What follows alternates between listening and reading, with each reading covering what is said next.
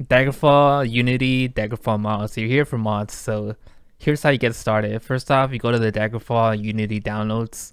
I'm going directly into the GitHub because that's the most straightforward way to download this program. So you scroll down, here you are, I'm gonna link it. Here's Daggerfall Unity main page. Scroll all the way down to the download section right here on the assets. So you have three options. You could download for Linux, you could download for Apples, or you could download for Windows. And you know, just make sure you have the right Windows, whatever you're on. I'm on 64-bit, which is the newest version of your computers. If you're using an older computer, you might need Windows 32. But I'm just using Windows 64.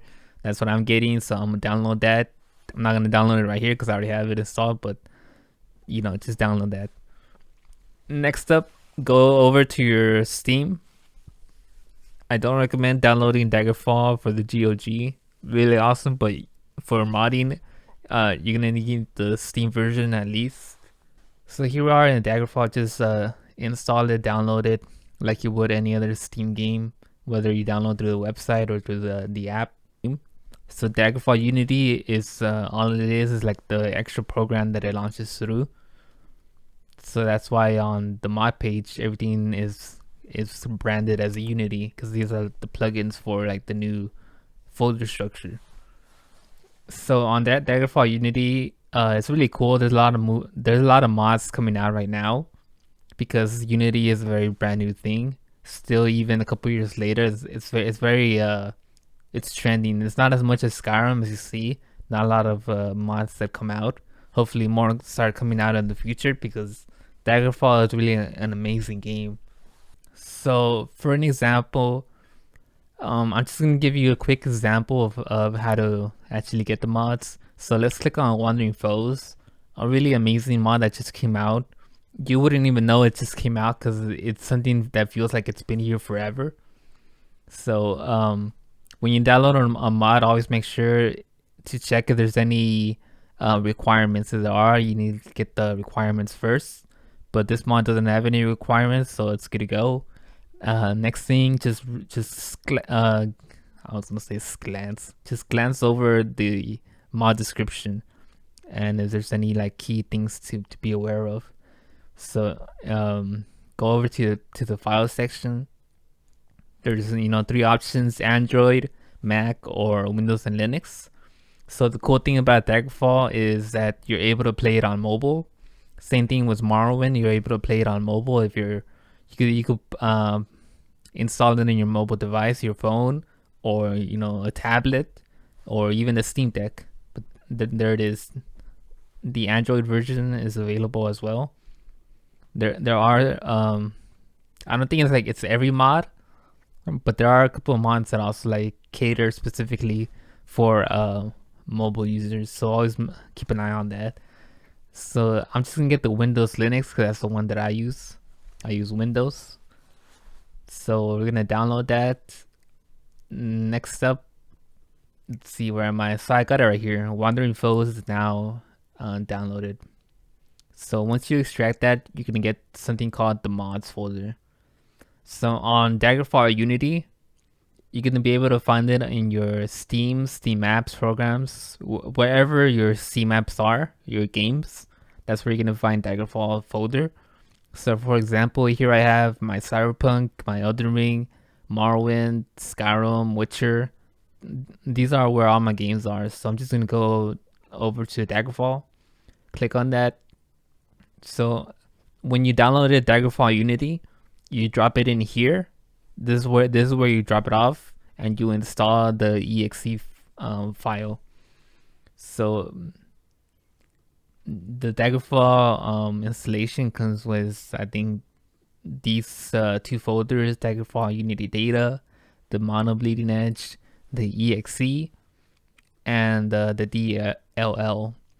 But all you need to know is like once you have a Daggerfall folder and you drop in your Daggerfall Unity in here and you launch the Unity install for the first time, everything's gonna get installed into this folder. So this is the only places that it's gonna get it installed to. After you finish your Unity setup, you're gonna have Daggerfall Unity Data as a new folder, and you're gonna have Mono Bleeding Edge here, and you can now have the Daggerfall Unity launcher right here as well. So the difference between Daggerfall Unity and Daggerfall is that they are two separate things, completely separate things. Because like right here on Daggerfall, the actual files for the game that came with Steam are all over here. They are untouched. They are all in its default sense. We do not even touch this folder at all. All we gotta do is now go into the Daggerfall data Unity. So click on that. You're gonna have a couple more things, but all you need to know is the streaming assets. That's where you go into. So this is your mods folder. All of this are things that you're able to modify and add on to for your game. So you have your fonts, you have your movies, your quest packs, your textures, and of course, the most important part, your mods folder. So this is where all the magic is. So clicking on the mods folder, currently this is what I have installed. This is where, you know, I dump everything, all the plugins that I download from Nexus. And so for example, when we downloaded the first mod, Wandering Foes, it comes in a mods folder. Very convenient, very nice. All you need to do, get that and drop it in, and it's going to go directly into your mods folder for where all your other plugins are. So for example, this is another mod that I just downloaded. It's a texture replacer. So you see all it comes with is a texture folder, and it comes with actual loose files for PNGs. These are like, you know, the texture replacers for the gold in the game. So it's an example of showing you that not everything just gets installed into the mods folder. For these textures, they're gonna go into the textures folder. That's where it's gonna go. So as you see, this is what I have currently. The bestiary, the guard replacers from the anime, a couple of NPC replacers that I have. But in general, this is where all your texture replacers are gonna go in the future, like your statue replacers. Everything gets dumped here, and there it is. So for example, some mods are specific, that like the clock, the widget comes with its own folder, and the splash screens are the ones for the loading screen mod. So this is where all the loading screens are that come with that mod.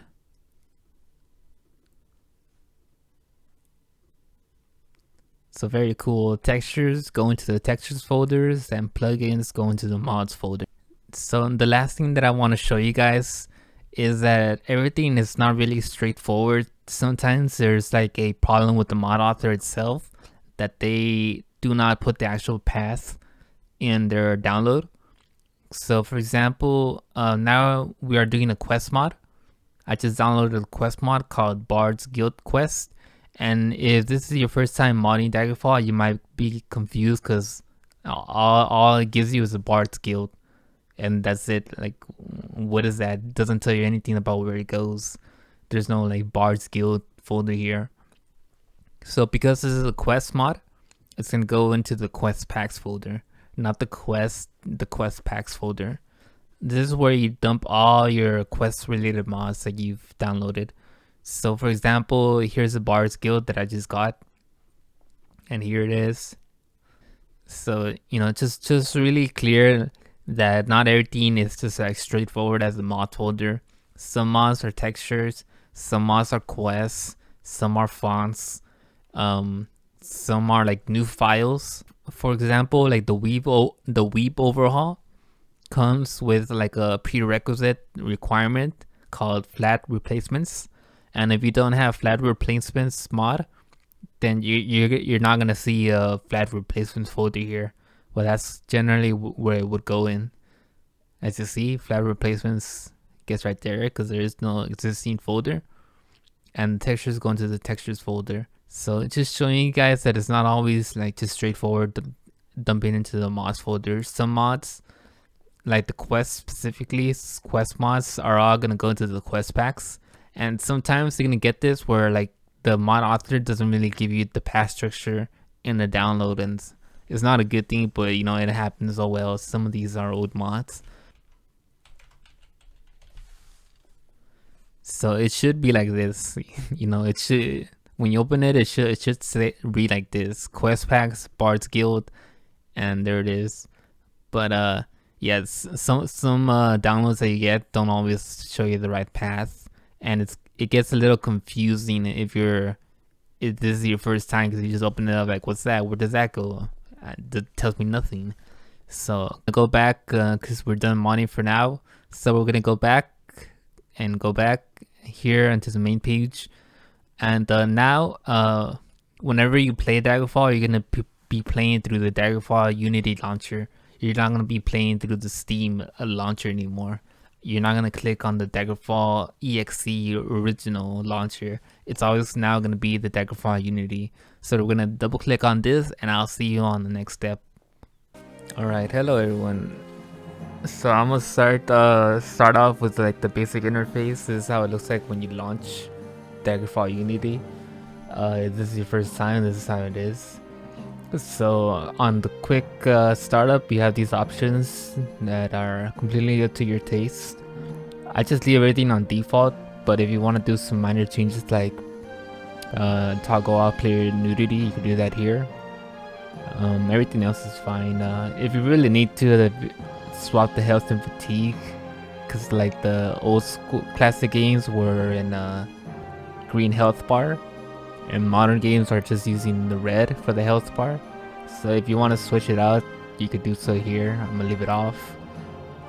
So on the advanced tab right here on the right is where you could do like your settings for Unity.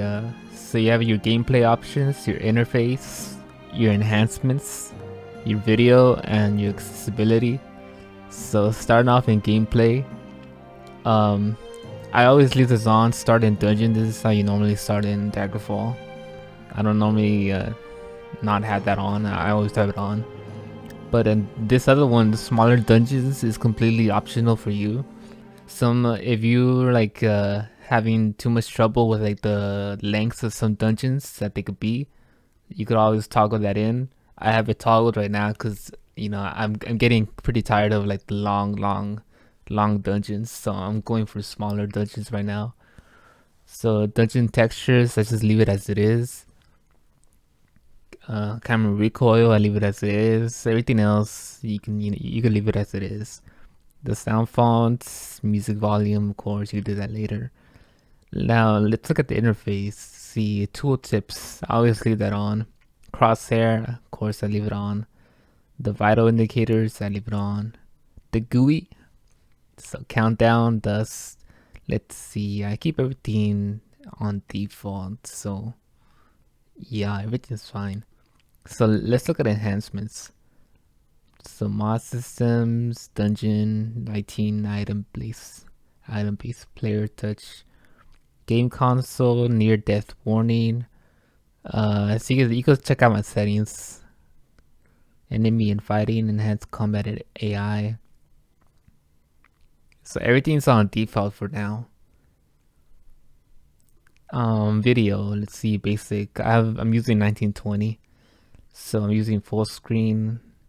Quality level, I mean, this is like a lot of people like are always iffy about, can my PC handle Daggerfall? Your PC could handle Daggerfall even with mods. I guarantee you that, unless you're running a really cheap Dell computer that you bought off Walmart. You know, your game could run the biggest settings on Unity modded. So fantastic. Field of view, terrain distance. The field of view also with you guys, it's very personal. Whatever is your optimal. The default is 60, I think. I believe it's 60. I just leave it on to like 80 for like that nice halfway point. On Skyrim, I'm normally Skyrim and new games, I'm normally at like 105, but like in this game, I'm fine at 80. It doesn't really make a difference. Dungeon, light shadows, exterior light shadows, so everything is fine. So here's the default colors for your maps. I just leave it as it is because I've just gotten used to this already. The guilds are always blue, the shops are always orange, the taverns are always green, and everything else is brown. I just leave it as it is. Now let's look at the main reason to need this interface, and that's for the mods. So on your mod section, this is how it looks. It's right here on the left, bottom left. Here is where you could configure all your mods. The really cool thing about Unity mods is that everything sorts itself out, and you know, you could just toggle them from here and you could enable them. So this is your all-in-one. It's your mod manager and it's your sorter. So here on the left side, it shows you all the mods that you have installed, and on the right side, it gives you the little details about the mod. Some mods, like ambient text, for example, on the top, you're able to enable the mod or disable it whenever you want to. So that's really cool. So let's say like you're trying to go for like the classic look and you want to turn off dream textures, just you could enable them and disable them here anytime you want to. It's a real cool part. But going back to ambient text, so on ambient text, some mods have a mod description, like what it does, and they also have like an optional settings option here in the bottom. Click on the settings and it gives you a little bit more tweaking for the mod itself. Not every mod does this, only some mods. So every mod is different. So this one has a text chance, an interval, post interval, text display. So some mods do that. Like for example, where is it? Loading screen. You go here, it gives you the mod description, but also gives you an options for settings. Click on the settings, and here it gives you 2 pages that you could configure at your leisure. So you could do like desk screens enable. You could disable the video for the desk screens. I don't know, would you ever do that? It's hilarious, the desk screen. On the model viewer, it lets you change from building to creature or nothing at all. Save it. And on some mods, like the Eye of the Beholder, which is the third-person mod, you go down to the settings, and you know, it's a bit more specific on some stuff that you want to configure. But the cool thing is, like, some mods also come with presets. When you click on them, they give you a couple of options to choose from. So for example, for the third-person mod, I switched it from the basic camera to male heavy fighter, which is what I'm using in the video footage. You just save that, and then you just save it. When you click it, just save it. So let's say you want to do a heavy fighter female as a new sprite. Just load it and save. That's it. Just load.